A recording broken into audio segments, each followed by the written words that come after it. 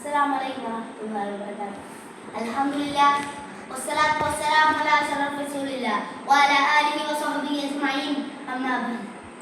ഏറ്റവും ആദരവുള്ള ഉസ്താദുമാരെ, രക്ഷിതാക്കളെ, സ്നേഹം നിറഞ്ഞ സുഹൃത്തുക്കളെ, നബി സല്ലല്ലാഹു അലൈഹി വസല്ലം തങ്ങളുടെ ജന്മവും അനുഗ്രഹീതവും ആദരവുമാക്കപ്പെട്ട ഈ സമയത്തിൽ നിങ്ങൾക്ക് മുന്നിൽ രണ്ട് വാക്ക് സംസാരിക്കുവാൻ വിധിയെഴുതി സർവശക്തനെ ഞാൻ ആദ്യമായി സ്തുതിക്കട്ടെ. അൽഹംദുലില്ലാഹ്.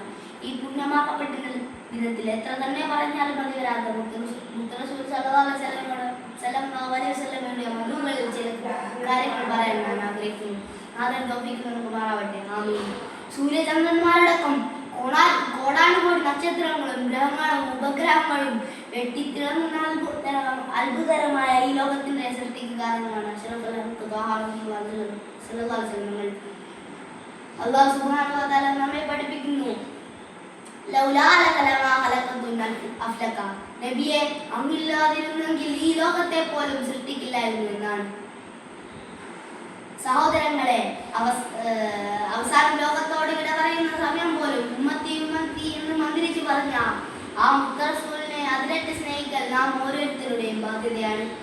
മനുഷ്യർ എന്ന സഭയിൽ കത്തിജ്വലിക്കുന്ന സൂര്യന് മുന്നിൽ വിയർപ്പിൽ മുങ്ങിക്കുളിക്കുന്ന മനുഷ്യർ ആദം നബി സർവ്വ നബിമാരുടെയും സന്നിധിയിൽ ചെന്നുകൊണ്ട് രക്ഷ തേടുമ്പോൾ അവർക്ക് രക്ഷകനായെത്തുന്നത് തിരുനബി സല്ലല്ലാഹു അലൈഹി വസല്ലം തങ്ങൾ മാത്രമാണെന്ന സത്യം നമ്മെ